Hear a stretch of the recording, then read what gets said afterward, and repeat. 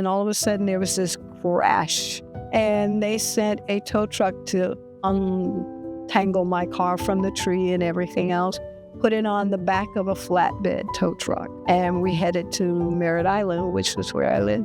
On my way to Merritt Island, a car traveling over 125 miles an hour hit the back of the tow truck. And that was the end of my normal life. I would have a diagnosis of a traumatic brain injury. I would never work again. When you apply for disability, it's a 5 to 6 month waiting period for check one. So without that, you have no income. They expect individuals to have a safety net, some friend or some family or someone that can take care of you for 6 months, a year. Even though I, today, sitting here, am homeless and have been for 21 years, I still don't see it the same way I think as most people do. That there's so many people looking at homelessness and they don't realize some of the things that are keeping people on the street or in situations that are considered homeless. Hi, everyone. I'm Tracy Lewis from Imagine Marketing. I'm joined by Pastor Scott, who is the founder and CEO of Matthew's Hope, Shelley Bradford, who is the president and executive director of Matthew's Hope, and Niki Wilkerson, who is the founder of Connections Ministry and someone that has experienced homelessness herself. Welcome to this week's episode of Straight Talk, No BS with Matthew's Hope, presented by Imagine Marketing. At Imagine Marketing, we put in the extra effort to craft a tailored strategy for success. This podcast is produced, filmed, and edited by John Burkett with Imagine. In this episode, we will be continuing our Real Faces of Homelessness series with Niki. Niki, thank you so much for joining us today. Thank you. Before we get to the events that dramatically changed your life in 2005, can you give our viewers some background about yourself and your life up until that point? Well, I can go back into the year that was before that. Okay. I was full-time employee, and actually I was a full-time employee because I was working with a reinsurance company, and I was also working with phone company that it was an answering service. So we just did answering for different companies during the night. I love communication. So anything that has to do with phones, I really like doing that. I think if I go back a little further, when I was in high school, I was, I guess selected would be the best thing from my high school for a program where they were integrating. I was born in Georgia, so they were integrating into the phone system Southern Bell, blacks. So I was that group of first individuals that went to work for what eventually became AT&T. Very cool. So bouncing back, I had worked for the reinsurance company for about a year, and they were doing some changes with their communications I guess you call it the phone system, and it became an IT system. So now all communication is IT. So I was working there and working the other job and attending UCF as a dual enrollment student. My ambitions have always been pretty large. So I wanted to get into business marketing. I wanted to travel. I was studying French, German, Italian, Portuguese, and I had been assisting Valencia College with their language program. I was kind of teaching Spanish. So I was really excited about all of those things. Those were the things I was thinking were going to change my life, and I was going to change the world. I love that. So what happened in 2005 that changed the trajectory of your life? Well, pulling all of that together, I was leaving work one evening around 5 o'clock on my way to Valencia because I had a student that I had been working with, and we were going to meet and go over some of the things that they needed to look for. I think it was close to spring break, so they had tests and things like that. So I had left around 5 o'clock, and headed towards UCF going university and had passed Full Sail. And just as I got to that corner where Smoky something is, it's a barbecue place. Smoky Mountains. No, it's something else. But it's popular, so you'll probably figure it out. I had just crossed Googling now. I just crossed Forsyth, and and all the traffic, and all of a sudden there was this crash and I tell people it felt like a spaceship had hit my car, and I just lost control. So there was so much traffic in front of me. I remember trying my best not to hit the car in front of me. And there was an apartment complex that I was coming up on. I was still driving. So I swerved over to get out of that traffic and hit a tree head on. So my car and I were stuck, got out of the car. I don't remember exactly who called the police, but the police were called. And the driver and I were talked to at that time. I think the police called an ambulance, and an ambulance came.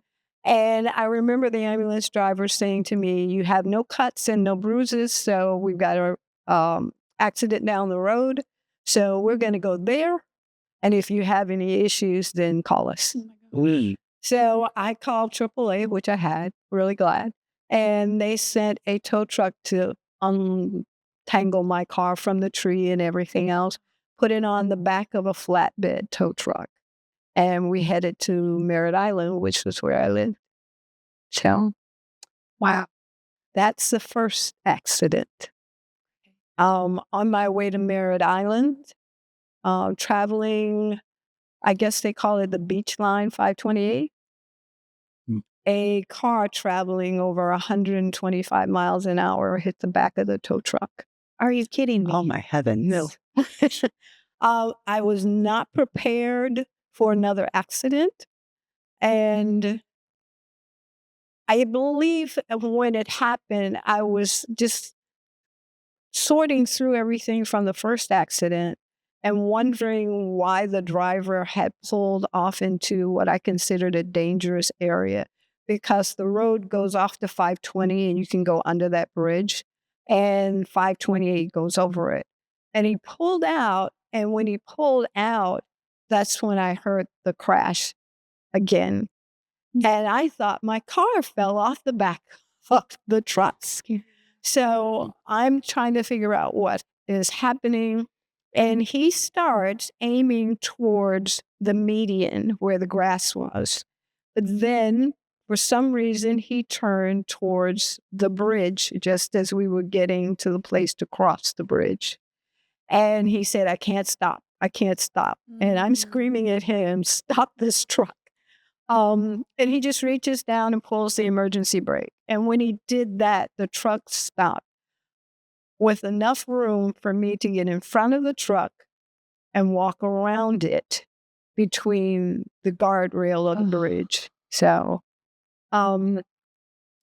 my belief is God just reached down and said, "You're not going anywhere yet." So, but I remember this loud crash inside my head. And I was so concerned about my car that I got out and I walked around to see if it was okay. And there was all this gray stuff on the front of it, because the car was pointed out. And I couldn't make it out. I didn't know we were hit.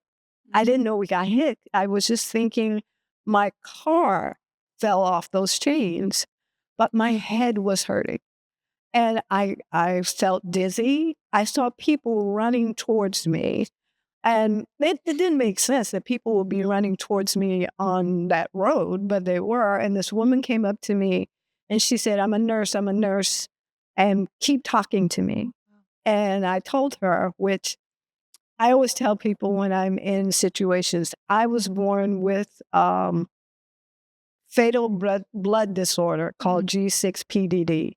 If you look it up, it's as long as the encyclopedia. So, So I can't take medication. And I knew my head was hurting and I didn't want them to give me anything. So I kept saying that over and over. And then I just fell to the ground. And she kept talking to me. And the next thing I knew, I was in a helicopter. And they sent a helicopter, I think they call it a life flight, because of the accident. They weren't expecting me. They were trying to save those two people that hit the back of that tow truck. They didn't survive. Wow. So they flew me to the hospital. And again, I didn't have any cuts or broken bones or anything. I wasn't bleeding.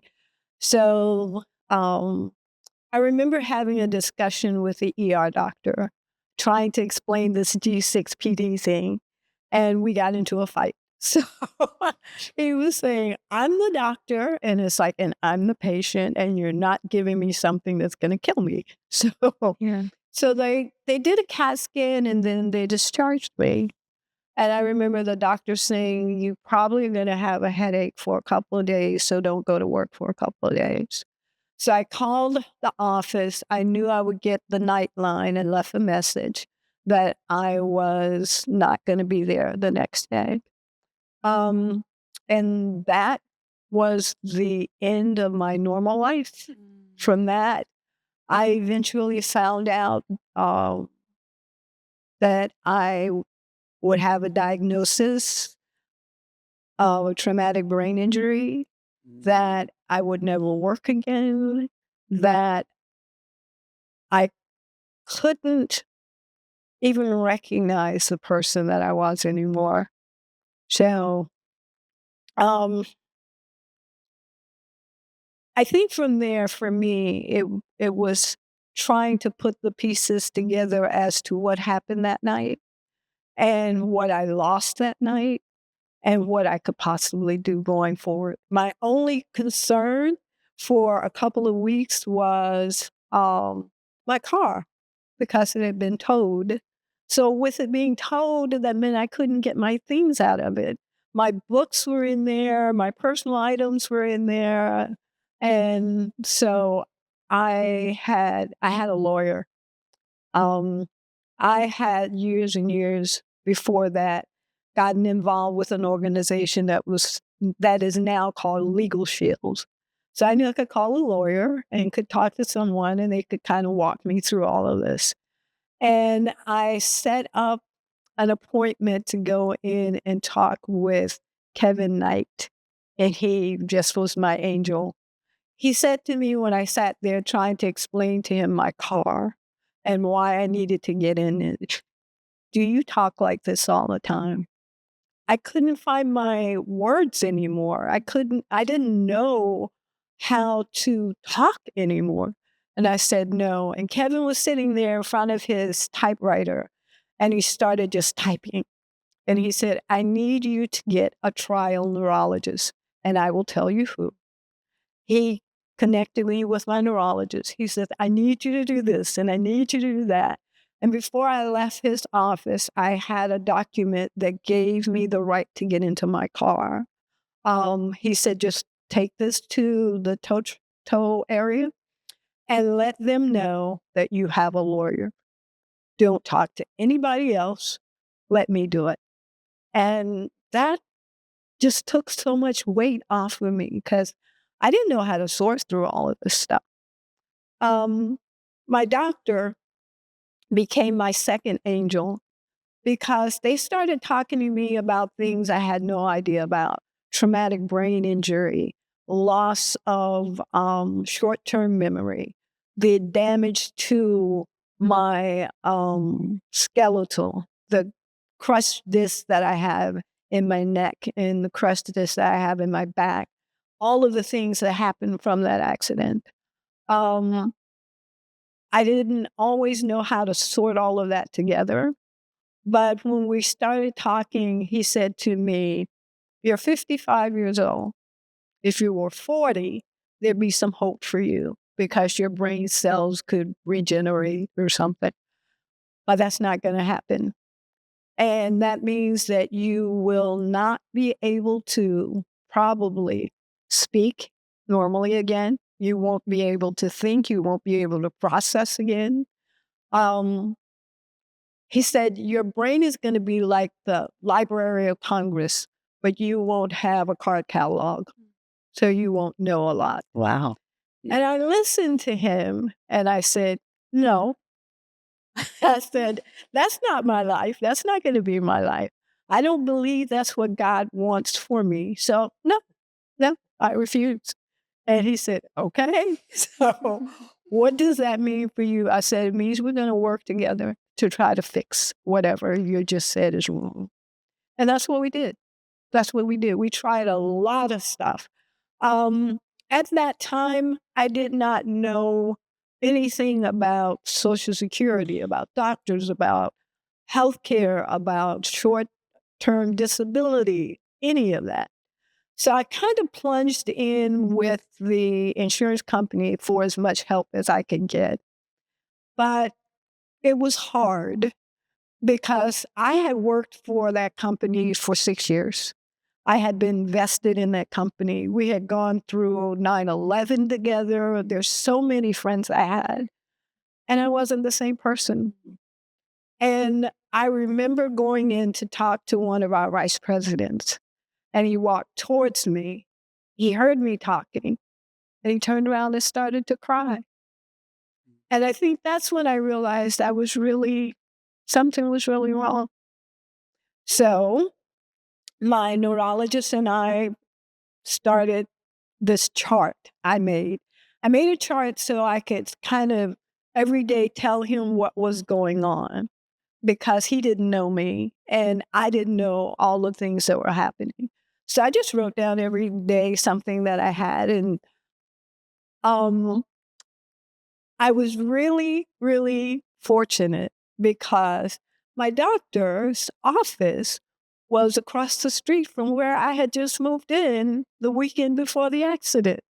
So I could get to him anytime I had a question or anytime I was confused, and he was open to that. So we learned a lot working together.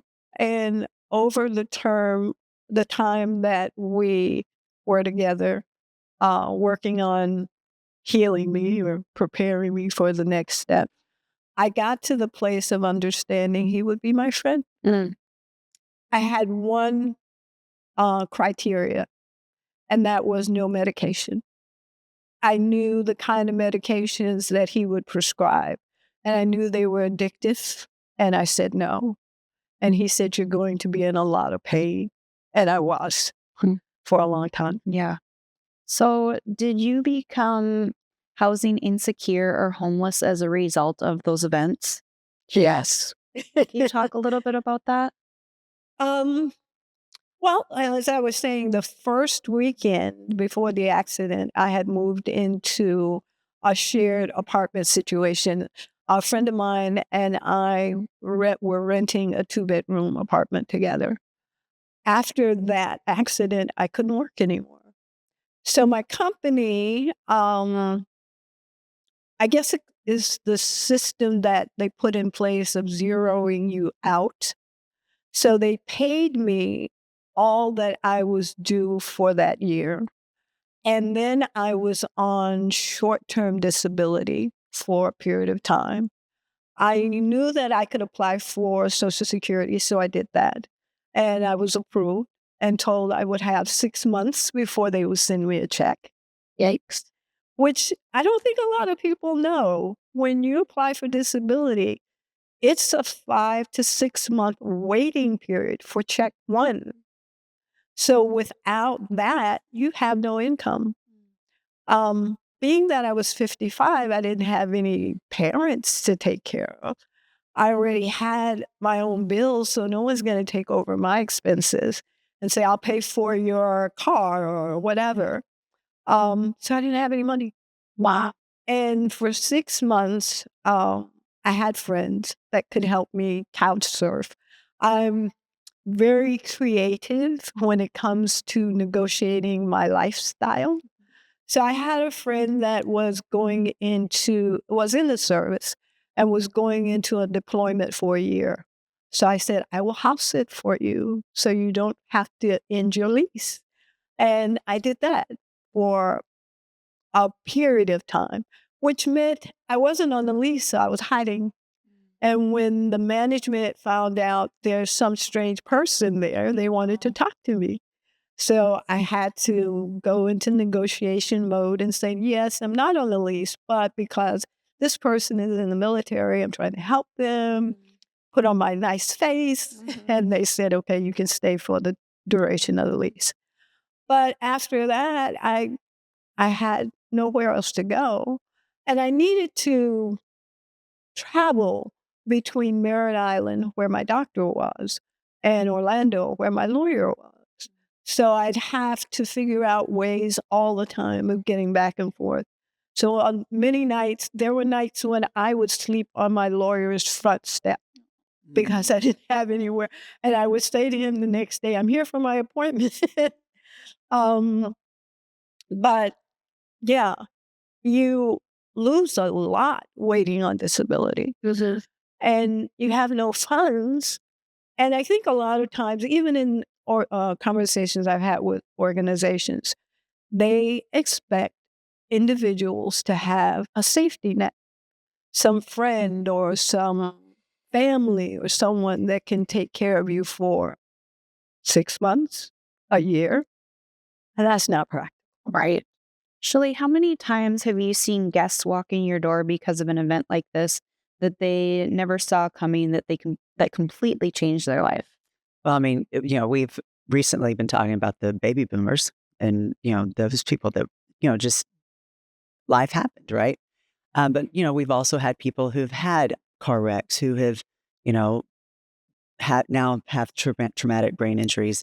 We do see it quite a bit. And that is a struggle sometimes, figuring out what help can we give them to not hurt their disability, but also to help them move forward and things like that. So we do see it quite a bit. And, that's the one thing that Matthew's Hope does, is we're very creative on how can we help people. But one of the challenges also is that there are things that, if we're not careful, that we do, that can disqualify them from other things. And to me, you look at it on the surface, you go, well, this is common sense. We're going to do this, this, and this. And all of a sudden you find out, like, well, no, you can't do that, because if you do that, that takes them out of the loop for what they're going for. Even though our answer was a short-term bridge, it's a bridge that's not allowed. So I think the general public as a whole doesn't understand how much plays into this, whether it's a car accident.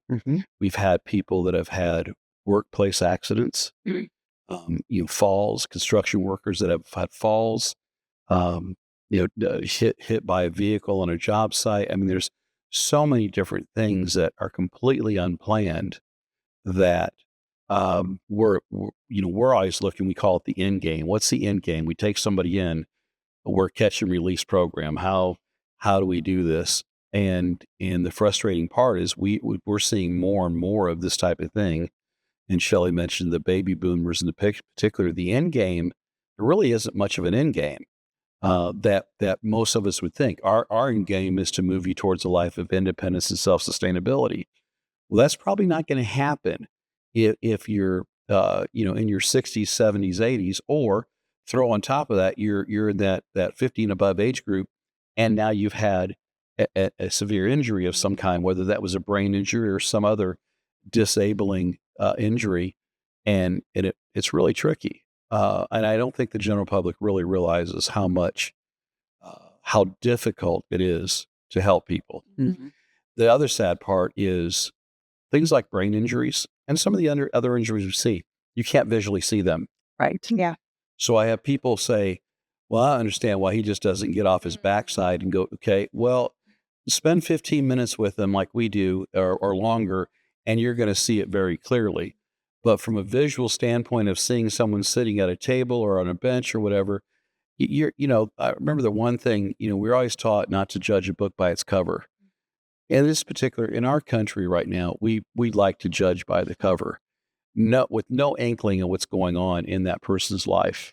Shelley, Nikki managed to navigate a lot of obstacles like figuring out Social Security, finding a lawyer, receiving benefits, filing claims, etc. But not everyone can manage to sort through all of that on their own because it's a lot. It is. That sounds like a lot of work that your advocates do, doesn't it? It is. And that's where I say, we have to sometimes be so careful, because if we get them one benefit, the next benefit might affect that one benefit. And, it's such a tricky system. And, I have two people that live under my roof that, my son and my brother that have disabilities.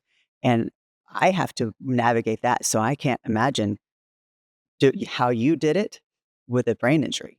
That's just amazing to me. And so, yes, our advocates have learned a lot along the way. And I lean on them so much just because I know that they've dealt with it, where a lot of times, the common person just doesn't know, that when I dealt with my brother moving in with me, my mom had done everything and she forgot to tell us what she did before she died.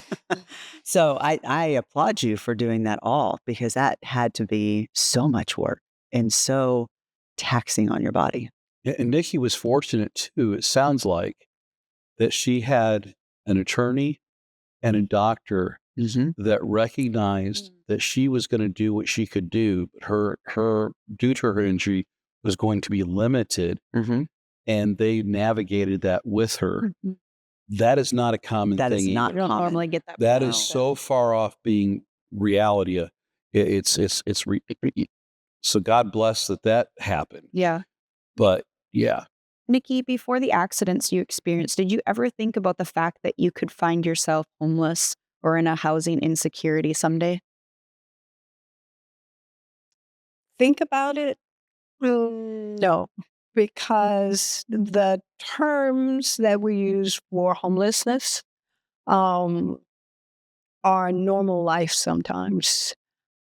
Taking into consideration that I was born in 1950, things that people do, couch surfing or living with friends, or all of those things were just normal. So I think we haven't really defined homelessness well enough to understand it's been around for a long time. I call it survival, because in a lot of situations, that's where you end up. You're surviving just to get to the next train stop. Yeah. And there were times in my life when that was what I had to go through. So knowing how to navigate and I guess find a way of creating something different and something new was what kept me moving all the time.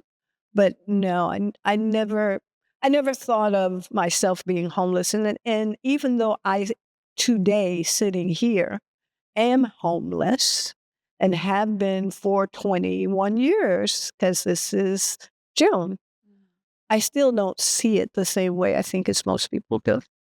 And what are some of the biggest challenges you faced and continue to face when trying to become housing secure? Cost. That's the simplest way to put it. From the point in 2005, what I was earning and able to support myself with, I cannot do on Social Security. And that's my income. Yeah. Social Security under $15,000 annually, you can't live anywhere. And when you have regulations that are new now, you have to, when you're looking to get into a place, you have to earn 3 times the rent. Even if you were, and I did this last night, if a person receiving SSI had to divide that by 3, they can only find rent for $300. But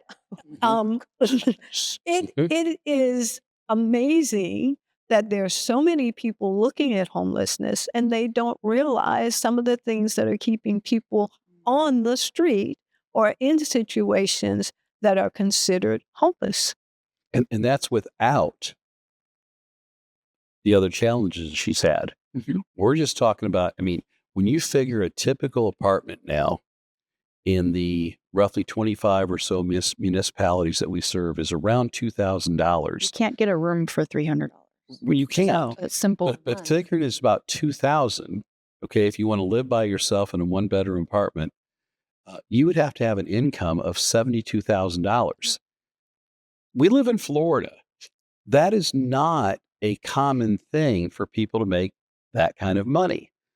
Forget about the other challenges that happens is once you take that SSI, now if she or someone in her situation goes and tries to work, they are limited on how much they can make, or they take away the SSI, which is absolutely insane. Here's someone who has accepted, for lack of a better term, the situation she finds herself in and desires to do better and is penalized for it. Okay?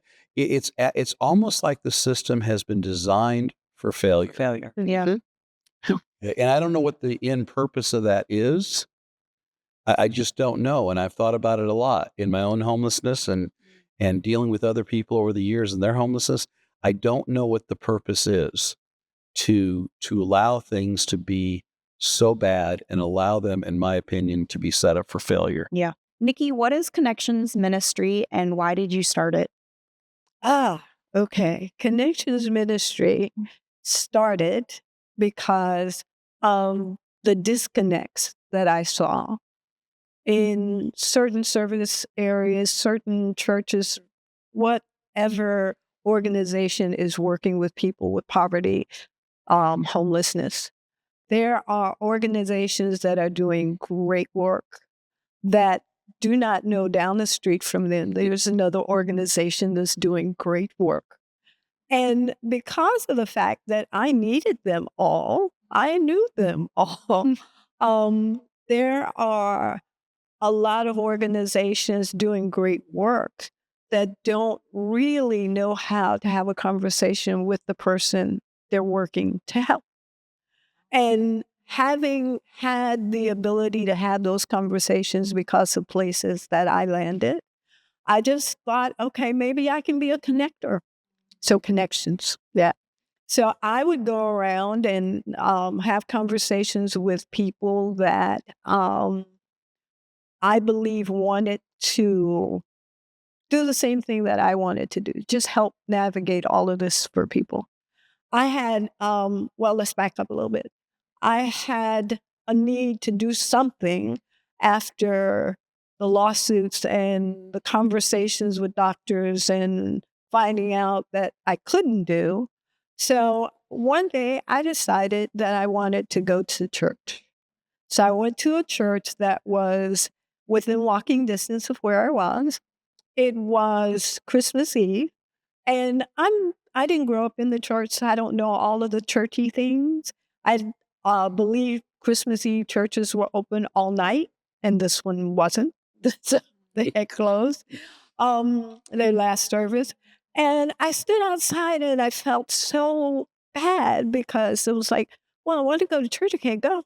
And I'll say things that probably will be weird, but I'll say it because I'm close to you. The Holy Spirit said, so what about next Christmas Eve? So I thought, okay, I'll come back next year. But then immediately walking away, it's like, so what am I going to do now? So I went back that next Sunday, and I can't put into words how hard it was for me to talk. When you have a brain injury, a traumatic brain injury, your language gets confused. Mine was confused with all those languages that I had studied, especially Spanish. There were words I did not know that I grew up knowing, like light. I only knew la luz. I only knew ventana. I only knew comida. And the craziest one, because I needed to deal with a bank all the time, was in Spanish, the word banco was the only word that I knew. Wow. So I would say bandera for a bank, which means flag. So when I'm saying I'm going to the bandera, people would say, okay. But going to the church and trying to talk to people and say, hi, I'm Niki, and I have a traumatic brain, it just didn't work. So I just go in and sit for a while and find people that could smile. And they had a project that was going on at the time. The church had just started getting into jail ministry. And I thought, okay, maybe I can do that. And I went up to the first person that was smiling and said, I'd like to volunteer. And he said, okay, because he was looking for volunteers. And we started talking, and they had just started their benevolence department. And they asked me if I would volunteer. I think it was 2 hours twice a week. That department, I have to say, with all of their help, I grew into a full-time department that was eventually the community engagement department. Because what I took into it was, we're a church and we're going to help people. And people who are coming have reasons that they're coming. So we started getting involved with so many things as far as why people needed their electricity bill paid, why people are dealing with rent they can't pay, why is it food pantries are needed, and answering those questions from the church. But I think the reason that Connections became so vital was the need to answer those questions outgrew the church, at least the one that I was in. It's the church community at large that needs to answer that. So stepping back and stepping into Connections meant I could connect with every church, not just my own. I could connect with every organization, not just those in my neighborhood. So Connections became that vehicle that I could use and go out and try to partner people together as much as I possibly could. That is the goal and focus of Connections Ministry. We focus on poverty, we focus on homelessness, but we focus on community. And the major word that we use each and every encounter is dignity. How can you help someone through whatever they're dealing with dignity, humanity, love? So that's Connections. Yeah. It's interesting that how often in our, with Conversations. with our last podcast that we did and other Yes, ones mentioned past, it we often. talk about dignity, love, So compassion. important. Yeah. It really is the cornerstone of everything we do, and it's the cornerstone of our faith. It was interesting what Niki has done, because part of how Matthew's Hope came to an existence to what it is today is we couldn't connect. Everything was so far away. So we just developed it ourselves. I jokingly say that 16, when we started this thing 16 plus years ago, the closest thing to me was 11 miles away. 16 years later, the closest thing to me is 11 miles away. Yeah. And so we had to develop it.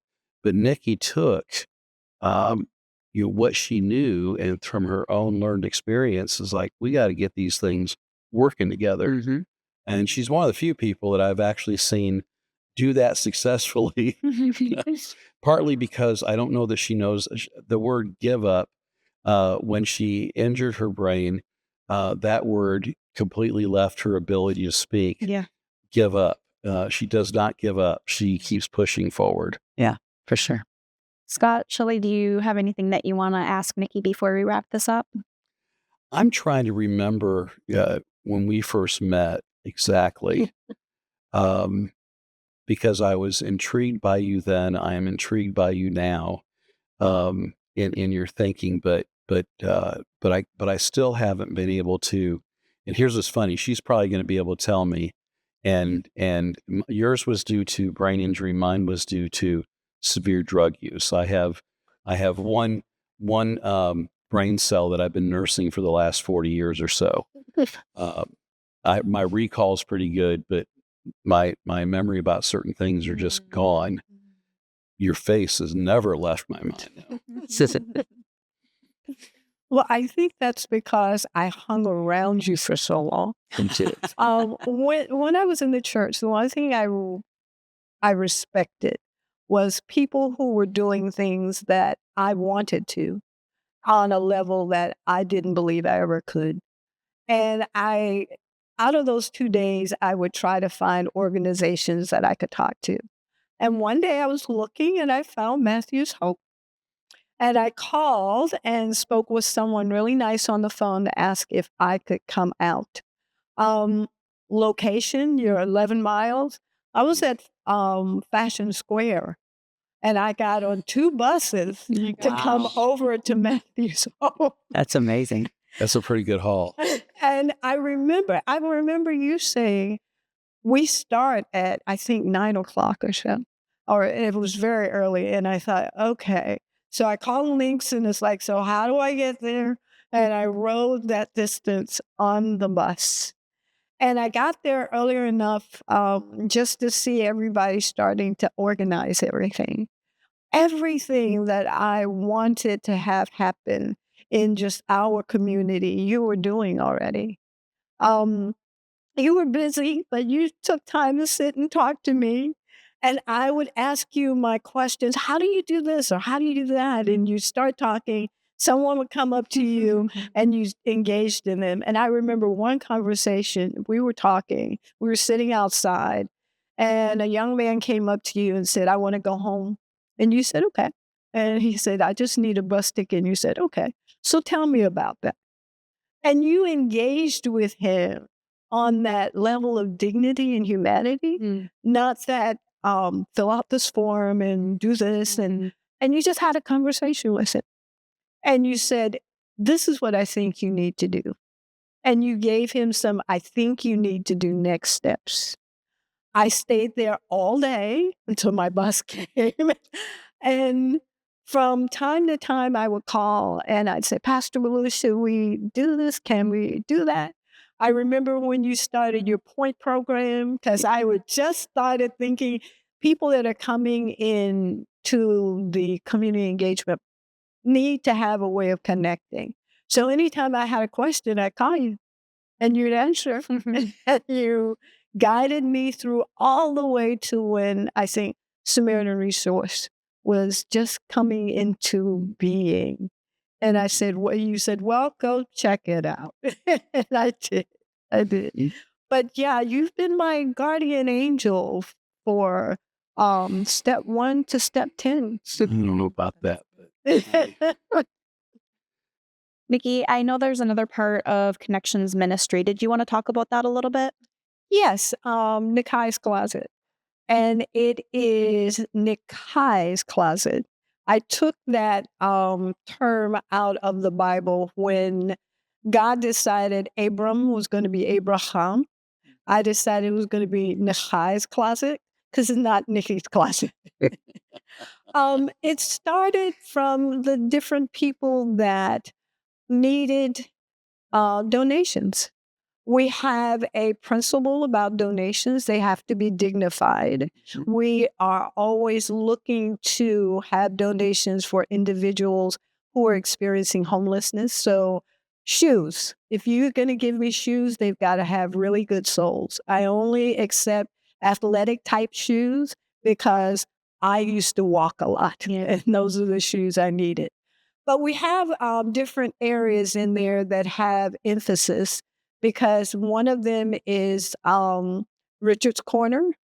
And that came from a friend of mine, very, very good gentleman that I worked with for a long time. He lived on the street and he was trying to find clothing. He was almost 400 pounds. And it was so challenging for him to find shirts, pants. So Richard's Corner, we're always looking for men's clothes. That's the focus, men's clothes. I had a woman who was working really hard to try to support her son who had 8 different types of disabilities. And she was his caregiver. And he needed insulin. And she was trying to get a job. And I said to her, you can go to Salvation Army and get some shoes. And she said, Niki, I've got to buy needles. And I didn't know you can get insulin, but you don't get needles, which makes no sense to me. I mean, You think it would come as a whole package? yeah. So that is the focus of Nikai's Closet. We want to have stories so we can tell people who are going to donate to us how to best help people and organizations.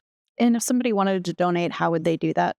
They would have to email me. Okay. Because Connections to Ministry, Nikai's Closet, is a ministry that is self-funded. I fund it. And what is that email?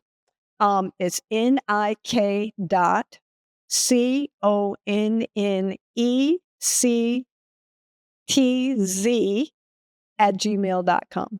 Part of what Niki said, and I hope everybody heard it, was the specifics of her needs. Okay. We have, I get, John hates it when I use this term, I get these nasty grams at times. People saying we're ungrateful, we're picky, we're this, we're that.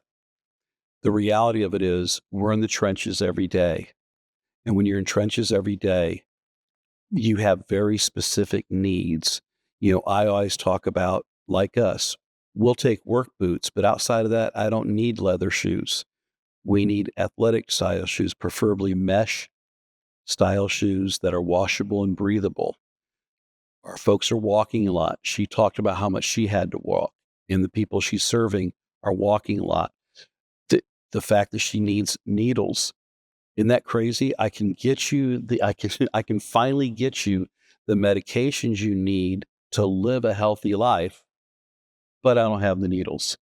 So our needs are specific, and just understand whether it's Matthew's Hope, whether it's something you're doing through Niki or any other organization out there, show a little grace by understanding that the people that you're talking to do this day in and day out.